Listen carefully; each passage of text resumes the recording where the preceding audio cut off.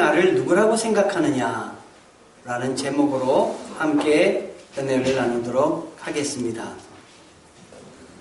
다음 말씀드리려고 하는 내용은 실화입니다.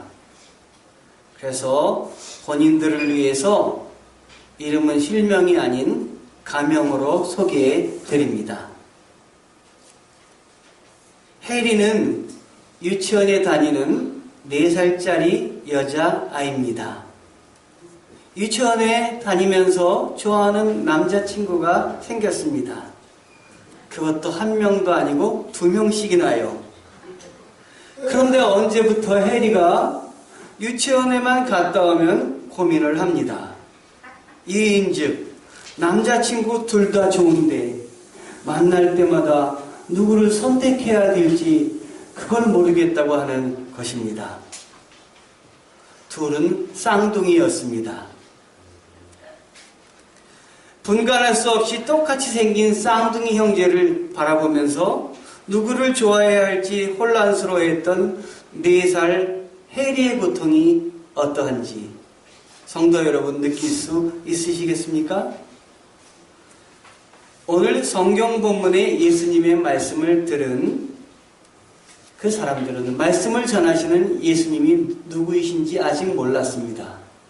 그래서 만날 때마다 좋기는 하였지만 혼란스러웠습니다. 군중들에게서 어린 혜리의 마음이 느껴집니다. 예수님께 말씀을 들은 5,000명이나 되는 많은 사람들을 저녁 때에 예수님은 그냥 돌려보내지 않으시고 그 많은 사람들에게 오병이어의 기적을 일으키셔서 많은 분들에게 저녁을 대접하셨습니다. 배불리 먹었습니다. 모두가 식사가 끝나갈 즈음 예수님은 홀로 저쪽으로 가셔서 떨어져서 기도를 하셨습니다. 기도하시다가 예수님이 제자들을 부르셨습니다. 그리고 이렇게 제자들에게 물으셨습니다. 방금 전 저렇게 식사한 사람들이 나를 누구라고 하느냐? 한번 가서 확인해보고 와라. 그래서 제자들은 가서 예수님을 어떻게 생각하고 있는지 돌아가서 확인을 했습니다. 그리고 그 사람들의 생각을 3가지로 모아가지고 주님께 말씀드렸습니다. 주님, 가봤더니요, 어떤 사람들은 주님을 세례 요한이라고 말씀하는 사람들도 있었습니다. 주님, 가봤더니 어떤 사람들은 주님을 엘리야라고 말하는 사람도 있었습니다. 주님, 어떤 사람은 주님을 예언자 중에 한 사람이라고 말하는 사람들도 있었습니다.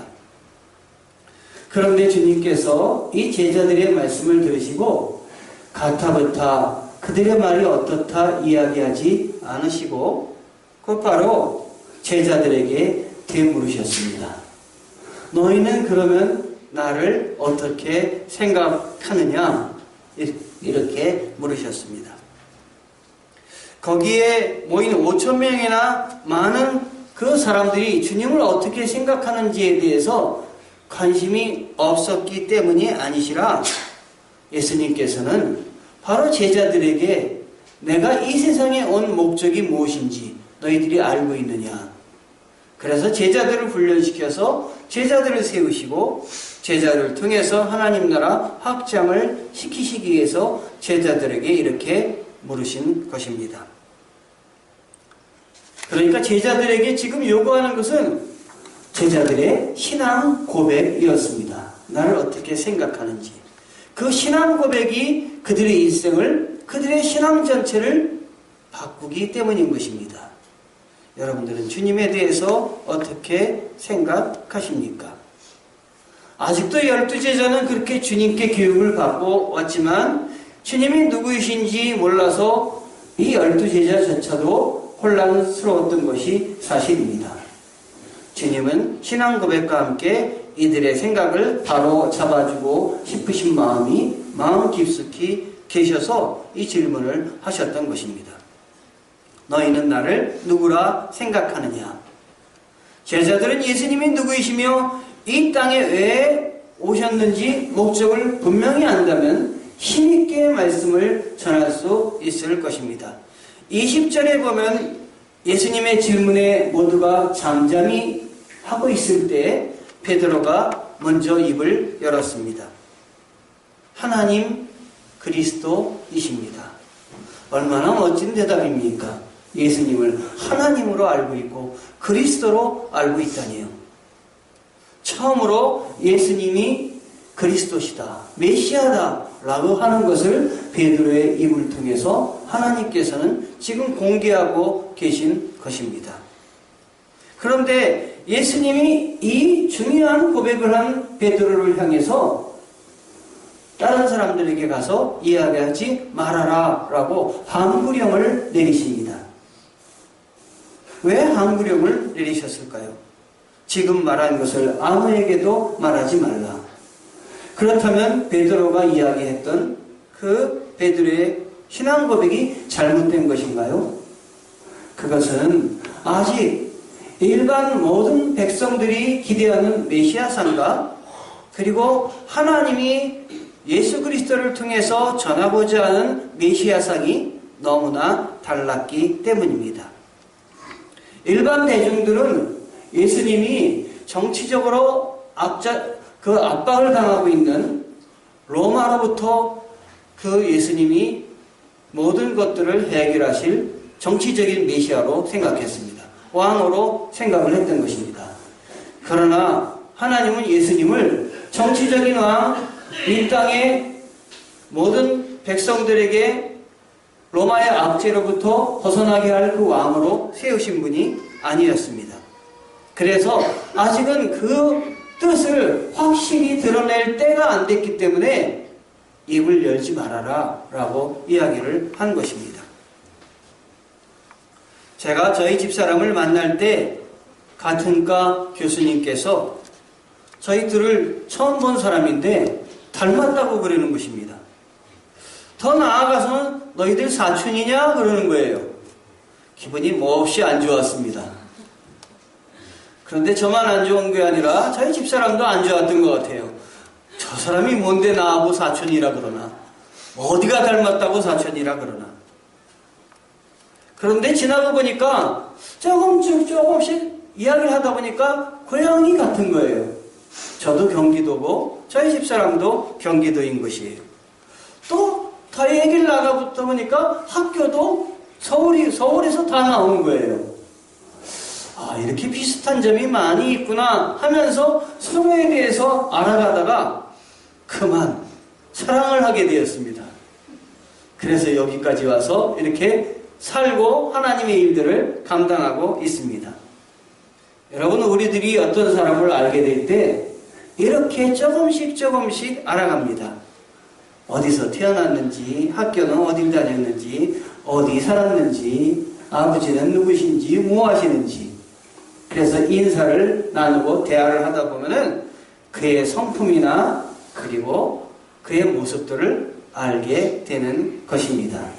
또 그가 무슨 목적을 가지고 살아가고 있는지 그것도 알게 되는 것입니다. 소개받은 사람과 아주 가까운 사람을 안다면 그 사람에 관해서 더욱 많은 것을 우리는 알게 될 것입니다. 그 사람은 어떤 사람이야? 얘기해 주는 대로 듣게 되는 것입니다. 그래서 저는 성도님들께 오늘 예수님이 제자들에게 했던 질문을 똑같이 드려보고 싶습니다. 성도님들, 예수님을 누구라고 생각하십니까? 여러분들은 예수님에 대해서 알고 계십니까?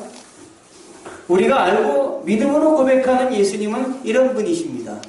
예수님은 2000년 전 베들레헴의 한 마구간에서 태어나셨습니다.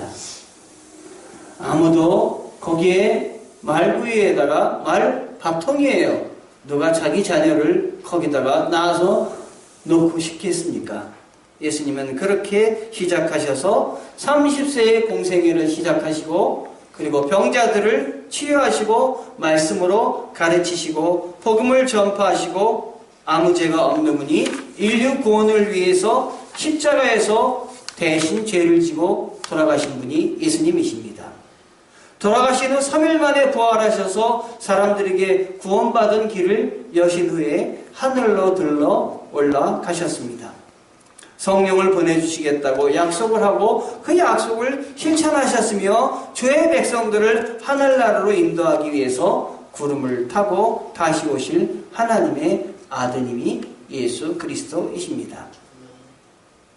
예수님이 어떤 사람인지 알기 위해서 우리는 늘 예수님이 누구이신지 질문을 해야 됩니다. 예수님께서 말씀하신 예수님 자신에 대한 이야기가 가장 가까운 사람들의 의견을 들어보아야 할 것입니다. 예수님은 자신을 소개하시면서 뭐라고 이야기하셨냐면 이 성경이 곧 내게 대하여 증거하는 것이니라 요한복음 5장 39절에서 말씀하여 주셨습니다. 그러므로 이제 성경에 나와 있는 예수님에 관한 소개와 여러 사람들의 예수님에 대한 증언을 한번 살펴보도록 하겠습니다. 첫 번째로 예수님의 국적과 출생지 및 성장 배경에 대해서 마태복음 2장 1절과 23절에 나와 있는데요. 예수님은 유다 베들레헴에서 태어나셨습니다. 그런데 동방박사 세 사람이 와서 섬기고 그 후에 헤롯이 핍박하고 여러 과정을 거쳐서 나사렛 동네에 가서 사셨습니다. 그런데 이것은 그냥 나사렛 동네에 가서 사신 것이 아니라 오래전에 예수님이 예언자들을 통해서 구세주가 나시는데 그분은 나사렛 사람이다. 이렇게 불릴 것이다 라고 말씀했는데 이 과정 모든 것들을 통해서 이 예언이 이루어졌습니다. 그러니까 예수님의 국적은 유대인이고 예수님의 출생지는 베들레헴이요 예수님의 성장지는 나사렛입니다. 그런데 예수님은 이런 과정을 거쳐서 어린 시절에 지혜가 키가 자라고 하나님과 사람에게 더욱 사랑을 받았다. 누가복음 2장 52절에 말씀하고 계십니다. 그래서 하나님의 또 사람의 사랑을 받고 자랐습니다. 우리는 성경에서 묘사되고 있는 예수님에 대해서 아는 것이 참 중요합니다. 그러므로 예수님에 대해서 알려면 지식을 많이 얻어야 되는데 호세아서 6장 4절에 보면 내 백성이 지식이 없으므로 망하는도다. 하나님에 관한 지식이 없으므로 하나님을 믿고자 해도 예수님이 누구이신지 모르기 때문에 예수님께 나아갈 수가 없는 것입니다. 예수님은 우리와 똑같으신 분입니다. 마태복음 4장 2절에 보면은 굶주림을 느끼셨습니다. 밤낮 40일을 금식하실 때 배고픔을 느끼셨습니다. 예수님은 그 어린아이들이 생각하는 슈퍼맨과 같은 밥을 안 먹어도 되는 분이 아니라 우리와 똑같이 밥을 안 잡수시면 그 배고픔을 느끼시는 분이셨습니다. 예수님은 요한복음 6장 4절에 보면 피로감도 느끼셨는데 야곱의 우물이 거기 있었습니다. 예수님이 너무 피로하시자 야곱의 우물가에 옆에서 걸터 앉아서 또 물을 마시려고 하고 계셨습니다. 또 예수님은 마가복음 4장 38절에 보니까 고단하셔서 주무시기도 하셨습니다. 폭풍이 일어날 때 예수님께서는 다른 사람이 죽음을 앞두고 막 두려워할 때 예수님은 배 고물에서 잠을 청하고 계셨습니다. 제자들이 예수님을 깨우면서 이렇게 이야기를 했습니다. 선생님, 우리가 죽게 되었는데 아무렇지도 않으십니까? 요한복음 11장 35절에는 한 사람의 죽음을 생각하며 눈물을 흘리며 슬퍼하시는 모습도 볼 수가 있습니다. 예수께서 눈물을 흘리셨다. 참 우리가 생각할 때 이해하기가 쉽지 않겠지만 예수님이 이런 인간적인 모습을 다 갖추고 계신 분이십니다. 초등학생 때 이 설교를 했더니 어떤 한 어린이가 이런 질문을 했습니다. 목사님, 질문이 있습니다. 그래, 뭐니? 목사님도 화장실에 가세요?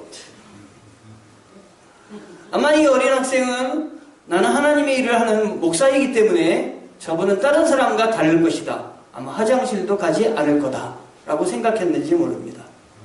예수님은 화장실도 가셨고 눈물도 흘리셨고 슬퍼하셨고 여러 가지 아픔을 다 당하신 분이 예수님이십니다. 우리와 똑같으신 모습으로 이 세상에 오셨습니다. 왜 그렇습니까? 우리와 똑같이 아픔을 당하시면서 우리를 하나님께로 인도하시고 우리의 아픔을 동참하시고 위로하시고 우리를 하나님께로 데리고 가시기 위해서 똑같이 오신 것입니다. 예수님께서 우리 인간과 다를 바 없이 희노애락 감정을 갖고 계시며 이런 아픔을 갖고 계신다는 걸 우리는 알아야 됩니다. 그래서 우리는 어려울 때마다 마음을 열어 주님께 기도할 수가 있는 것입니다. 제가 아는 교장 선생님께서 전에 제가 고등학교에 교목으로 근무할 때 아드님이 자꾸 시름시름 아픈 거예요. 근데 방법을 찾을 수가 없는 거예요. 병원 가도 어디가 아픈지 진단을 내리질 못하겠는 거예요. 그래서 나중에 제가 그런 말씀을 드렸어요. 우리 기도하고 한 번 더 찾아봅시다. 유명한 병원 다 찾아갔는데 우리 기도하고 하나님께서 좋은 의사 만나도록 우리 함께 기도하고 또 찾아가 보십시다. 해가지고 함께 손을 잡고 기도했어요. 근데 이 교장 선생님은 교회를 다니시지 않는 분이었어요. 이 교장 선생님은 절을 다니시는 분이셨어요. 부인은 교회를 다니셨는데 남편은 절을 다녀요. 남편은 부활절, 추수감사절, 성탄절 이때만 교회를 다니시는 분이에요. 부인을 교회에다 모셔다 드리기 위해서 교회에다 내려드리고 그 다음에 자기는 차 안에서 있었던 사람이에요. 그런데 자기 아들이 이렇게 어려움을 겪게 되자 기도를 하게 된 거예요. 하나님이 이렇게 하나님을 찾는 사람들을 힘주시고 위로하여 주시는 분이십니다, 여러분. 좋은 의사를 만났는데 전에 진단을 받지 못했던 뼈속에 그 폐결핵의 균이 들어가가지고 이 시름시름 앓고 있다는 거예요. 그걸 발견해낸 거예요. 그걸 찾게 해주신 거예요. 이분이 그걸 찾게 해주신 다음에 거의 죽게 된 아들이 살아났어요. 그 다음에 어떻게 됐을까요? 교회를 다니기 시작했어요. 하나님이 힘이 이렇구나. 내가 할 수 없는 것을 하나님이 도와주시는구나. 하나님은 우리를 도와주시기 위해서 직접 오시고 우리 인간의 몸을 입고 그리고 성육신하셔서 이 땅에 오시기까지 우리를 사랑하여 주시는 분이십니다. 예수님은 우리와 같기도 하지만 때로는 다르시기도 하시는데 우리의 대제사장 예수님은 우리의 연약함을 하지 못하시는 분이 아니십니다. 그는 모든 점에서 우리와 마찬가지로 시험을 받으셨지만 죄는 없으셨습니다. 히브리서 4장 15절 말씀입니다. 히브리서 4장 15절을 보면은 자세히 알 수 있는데 예수님은 어떤 면에서 우리와 같으냐면 사단의 유혹을 받으신 데에 대해서는 같습니다. 그러나 예수님은 죄가 없으신 데에 대해서는 우리와 다르십니다. 죄가 없으시기 때문에 우리의 죄를 대신 짊어지시고 십자가에서 우리의 죄를 대신해서 감당하셔서 우리를 하나님께로 인도하시고 죄사함을 주신 분이십니다. 우리의 죄가 진홍같이 붉을지라도 양털같이 희게 하시는 분이 우리 주 예수 그리스도이십니다. 여러분이 주님 앞에 여러분의 죄라는 건 물건을 훔치고 도둑질을 하고 남을 해하고 폭력을 한 거 이런 것도 죄지만 여기서 말하는 죄는 예수 그리스도를 하나님의 아들 하나님이 계심을 믿지 않는 게 죄입니다. 이것 때문에 믿지 않으니까 하나님 나라 들어갈 수가 없는 거예요. 하나님 나라 들어갈 때 티켓이 우리가 어디 극장 같은데 들어갈 때 티켓이 필요하는데 티켓을 안 갖고 들어가면은 아무리 들어가려고 해도 티켓이 없으니까 들어갈 수 없듯이 하나님 나라 들어가려면 하나가 있어야 되는데 그것은 뭐냐면 예수 그리스도를 믿어야 되는 거예요. 예수 그리스도를 마음으로 믿어야 들어가는데 여태까지 예수 그리스도가 없다고 그러니까 하나님 나라를 들어갈 수가 없었던 거예요. 이게 하나님이 보시기에 죄인 것이에요. 여러분이 저는 하나님을 믿습니다. 저는 예수 그리스도를 믿습니다. 라고 고백하는 순간 여러분 안에 주님의 성령이 들어오시고 여러분을 주님의 나라로 인도하여 주시는 것입니다. 믿으시기 바라요. 이 시간 너는 나를 누구라 하느냐? 라고 물으실 때 예, 주님, 주님은 나의 구세주이시며 나를 천국으로 이끄실 분이십니다. 나는 믿습니다. 라고 여러분이 고백하셔야 되는 것입니다. 예수님이 죄가 없다는 것은 왜 중요한 것일까요? 인류의 조상 아담과 하와는 하나님에 대한 불순종 이후로 인간은 하나님과의 관계가 틀어졌습니다.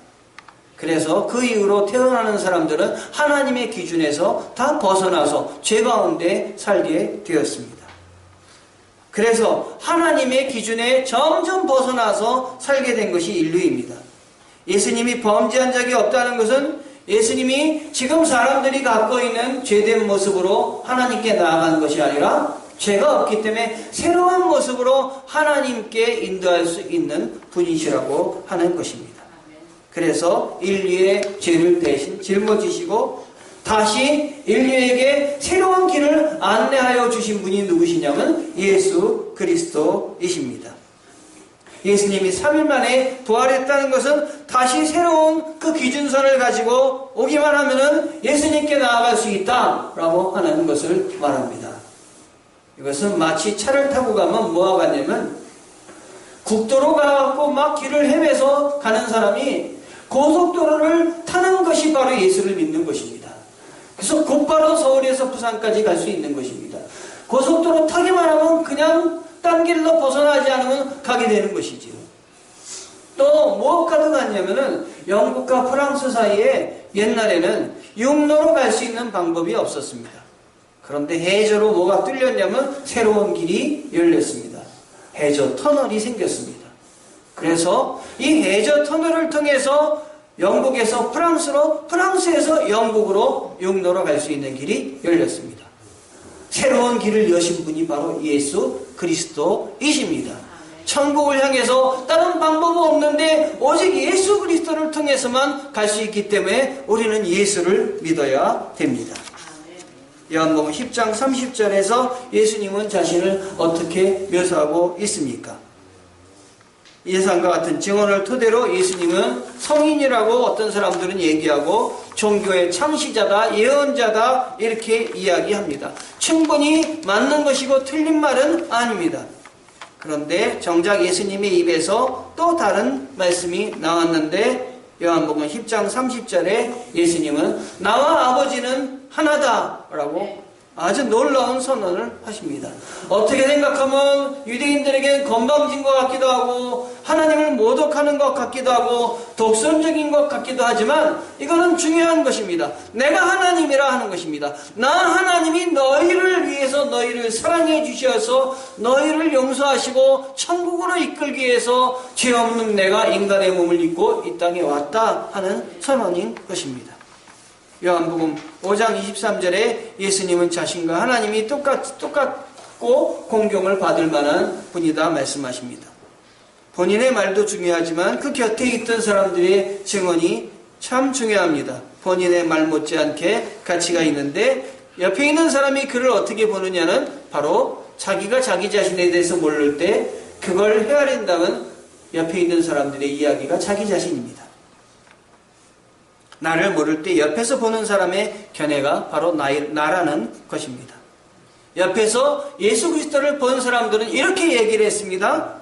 마태복음 14장 33절에 배 안에 있던 사람들이 무릎을 꿇고 그 풍랑을 잔잔하게 해주시는 그 놀라운 능력을 목격하면서 선생님은 참으로 하나님의 아들이십니다 라고 고백을 했습니다. 백부장과 그와 함께 예수를 지키는 사람들이 지진이 일어나고 옥토가 흔들리는 걸 보면서 예수님이 돌아가신 후에 저분은 참 하나님의 아들이었다라고 고백을 했습니다. 도마가 예수님께 대답하기를 예수님의 제자 도마가 나의 하나님, 나의 주님 이렇게 고백을 했습니다. 이 고백은 베드로의 고백과 함께 예수님의 제자 중 2대 신앙 고백에 해당됩니다. 이 사람들의 공통적인 의견을 종합하고 요약해보면 예수님이 하나님의 아들이시다라고 하는 것입니다. 그분이 나의 주인이시다라고 하는 것입니다. 예수님께서는 제자들에게 하신 질문을 지금 이 시간 여러분들에게 동일하게 물으십니다. 이 질문에 성도님들은 뭐라고 대답하겠습니까? 그것이 바로 여러분의 신앙 고백입니다. 예배를 드릴 때 우리가 신앙 고백을 외워서 하지만 더 중요한 건 내 입술로 내 마음으로 주님이 누구이신지 직접 고백하는 것입니다. 이렇게 대답하셨으면 좋겠습니다. 주님은 하나님의 아들이십니다. 나와 하나님을 이어주는 다리이자 영생의 길로 이끄시는 푯대이십니다. 성도님들은 이러한 예수님께 부름받아 교회에 나와서 지금 이 자리에 앉아서 예배를 드리고 있는 사람들입니다. 예수님이 부르시지 않았다면 여기에 절대로 나와서 앉아 있을 수가 없습니다. 더욱더 주님 알기에 힘쓰시는 여러분 되시기를 바랍니다.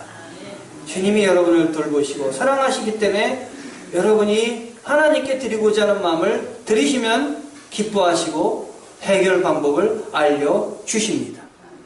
십자가 고속도로를 이제 타서 서울서부터 천국까지 쌩쌩 달려나가는, 그래서 하나님 나라에서 다시 만나는 우리 천국 백성 강동수종께 성도가 되기를 주님의 이름으로 축원합니다. 기도하시겠습니다.